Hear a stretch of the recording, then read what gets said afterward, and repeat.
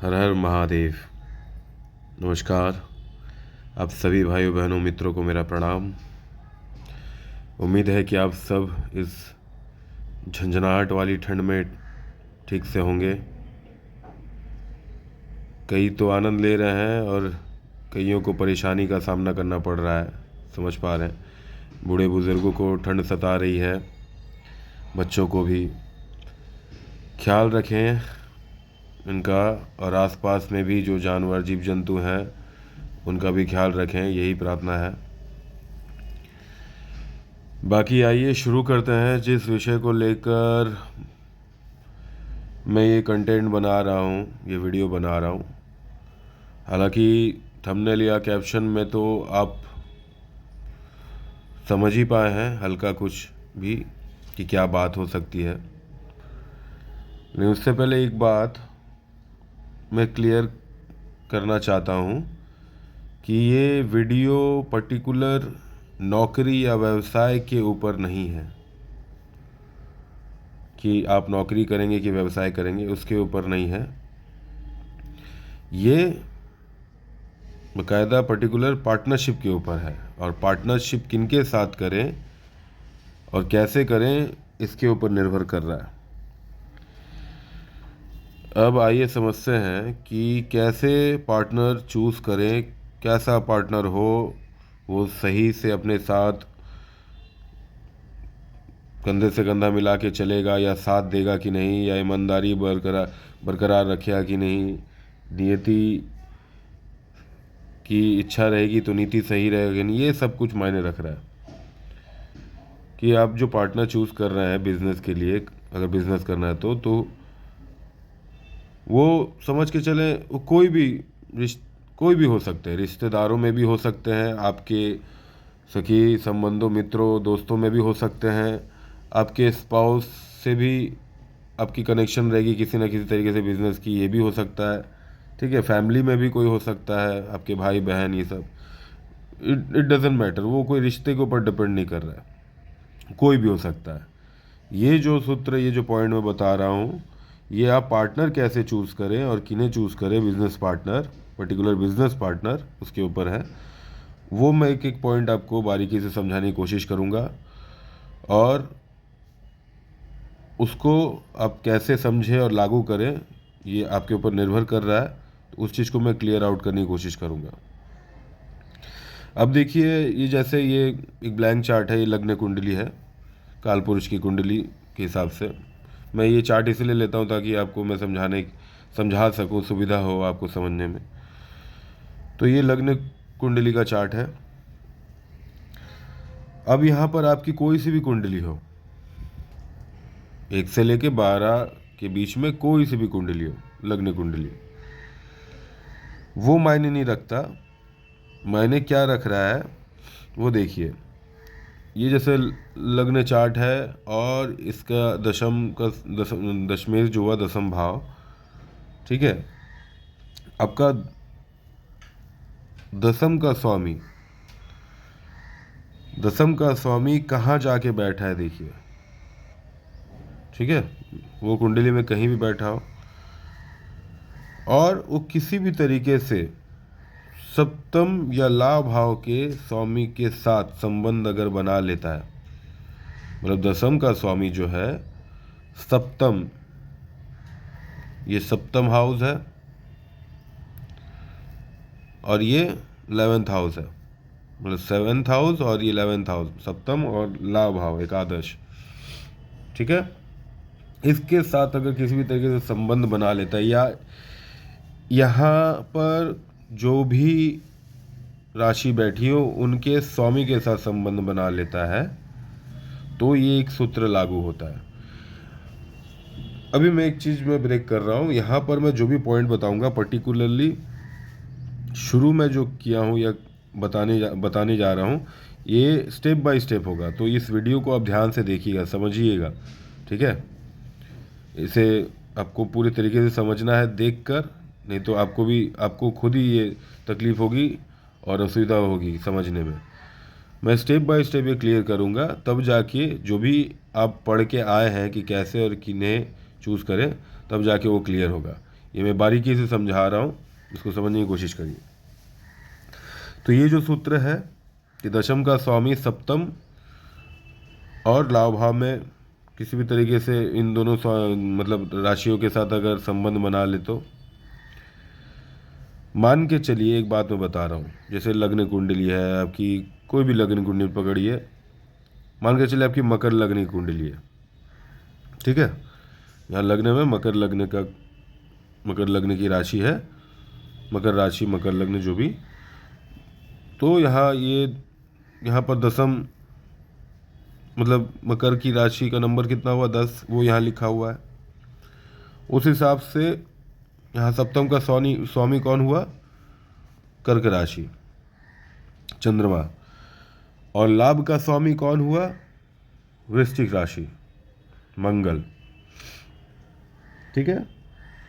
अब समझिए कि किसी भी तरीके से अगर मकर लग्नी कुंडली है, कर्क राशि का स्वामी या लाभ भाव का स्वामी किसी भी तरीके से दशम भाव के स्वामी या मालिक के साथ इन दोनों भावों के संबंध बन जाए, ठीक है, मतलब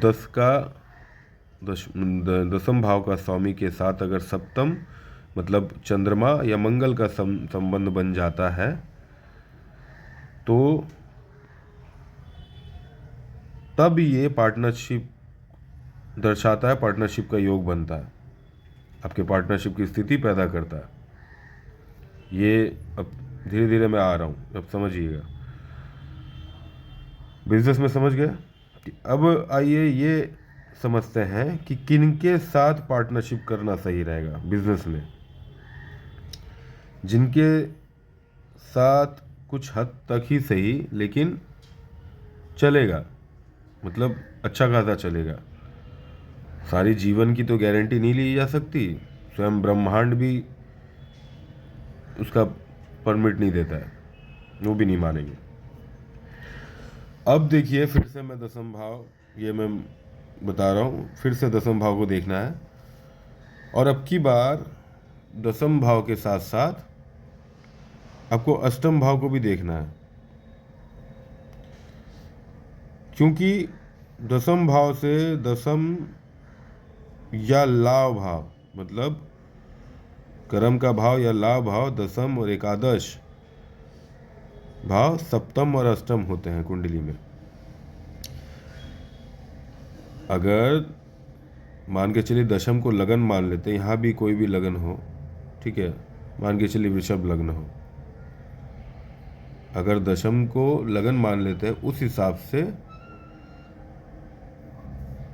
दशम और एकादश भाव सप्तम और अष्टम माना जाता है कुंडली में।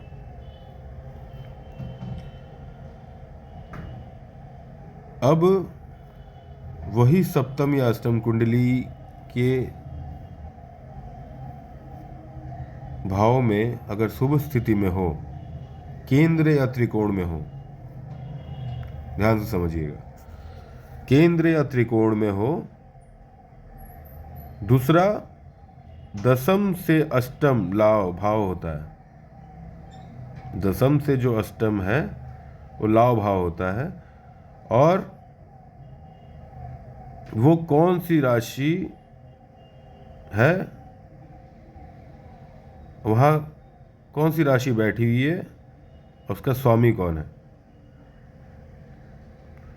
अब यहाँ पर समझने वाली बात,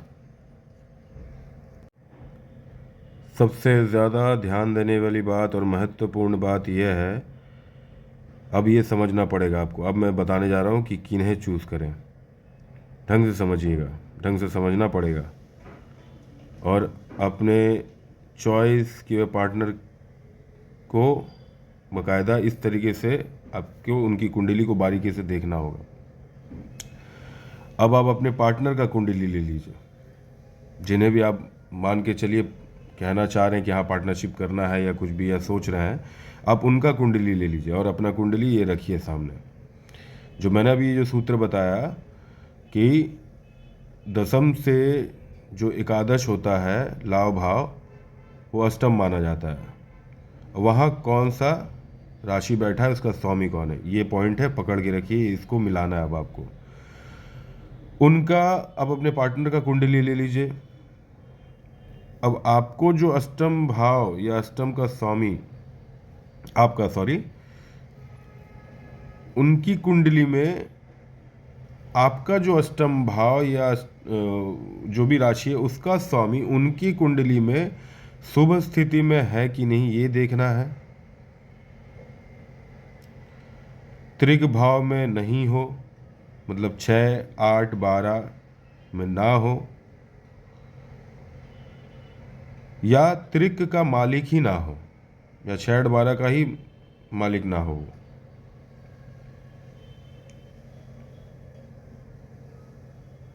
जैसे मैंने बताया वृषभ लग्न कुंडली थी, उस हिसाब से जो एकादश भाव हुआ वो मीन राशि हुआ। मीन राशि का स्वामी कौन, बृहस्पति। तो मीन राशि और उसके जो स्वामी हैं बृहस्पति, वो आपके पार्टनर की कुंडली में देखिए कि वो त्रिक भाव में ना हो, 6, 8, 12 में ना हो, चाहे वो बृहस्पति हो, मतलब बृहस्पति वहाँ पर विराजित ना हो, चाहे मीन राशि ही 6, 8, 12 का स्वामी ना हो। समझ गए? समझा पाया? मैं कोशिश कर रहा हूँ अपनी तरफ से पूरी। ये सबसे ज़्यादा महत्वपूर्ण बात है और यहीं आपको ये पॉइंट को कनेक्ट करना है। ध्यान देने वाली बात यही है, क्योंकि इस चीज़ को आप जब पकड़ लेंगे तो आप पूरी तरीके से क्लियर हो जाएंगे। आप अपने साथ साथ अपनी कुंडली का, जैसे शादी विवाह के दौरान लग्न कुंडली मिलाई जाती है नर नारी की, स्त्री पुरुष की, उसी हिसाब से बिजनेस जब आप कर रहे हो तो पार्टनर के साथ आप अपना कुंडली मिलान कर लीजिए। समझ रहे हैं? और एक सूत्र मैं बताता हूँ, ये भी मैंने अनुभव किया है, बस इसको मैं आपसे साझा करना चाहता हूँ कि जैसे दसम का, फिर से मैं बता रहा हूँ, दसम का स्वामी, अब देखिएगा दसम जैसे लग्न मैंने माना था, ठीक है, ऋषभ लग्न को माना था मैंने जैसे, तो अष्टम कौन हुआ, मीन लग्न, तो उसके स्वामी देखिएगा मीन लग्न का नाम के अक्षर से भी, अगर आपका मीन राशि के नाम से जो भी अक्षर आता है, आप उनके साथ भी पार्टनरशिप आप कर सकते हो। ये मैं शॉर्ट में आपको बता रहा हूँ, लेकिन अगर आप कुंडली मिलान कर लेते हैं तो और भी अच्छा है। आप नाम से भी जा सकते हैं अगर वो, क्योंकि दसम जैसे लग्न जो है, सॉरी दसम जो है उसको अगर लग्न माने तो एकादश भाव लाभ का स्वामी होता है, ठीक है, पार्टनरशिप करने का भी जगह होता है, वो लाभ देने का जगह होता है, दोस्त बंधु जिसको भी आप पार्टनर बना रहे हैं, तो वहाँ पर जो भी राशि बैठी है उसके स्वामी जो है, उसका अगर नाम का अक्षर जो भी निकलता है, आप उनके साथ भी पार्टनरशिप कर सकते हैं। लेकिन मेरा राय यही रहेगा, मैंने कोशिश की इस वीडियो के माध्यम से इस कंटेंट को समझाने की, आप अपना पार्टनर के साथ अपनी कुंडली को बाकायदा शेयर करें, मिलाएं, फिर आगे बढ़ें, क्योंकि ये आय से रिलेटेड बात है, व्यवसाय पैसे से रिलेटेड बात है। तो मैंने अपने तरफ से पूरी कोशिश की आपको ये समझाने की। आशा करता हूँ, आई होप कि आपको ये अच्छा लगा होगा। इस वीडियो को आपने अपना प्यार देना है, इसे समझिए, ध्यान से देखिए और इसे शेयर करिए, साझा करिए सबके साथ और लागू करिए। बाकी अच्छे से रहें, ख्याल रखें, महादेव आप सबका भला करें। हर हर महादेव। हरे कृष्ण।